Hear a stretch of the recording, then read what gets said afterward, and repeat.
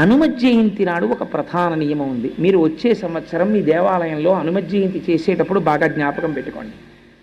హనుమ ఆవాహన ఎక్కడ తొందరగా జరుగుతుందో తెలుసా అండి?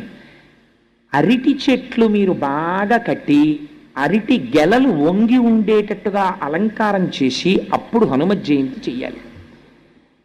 నేను ఇవాళ మీరు అడిగారు కాబట్టి ఒక పరమ సత్యం చెప్పేస్తున్నాను.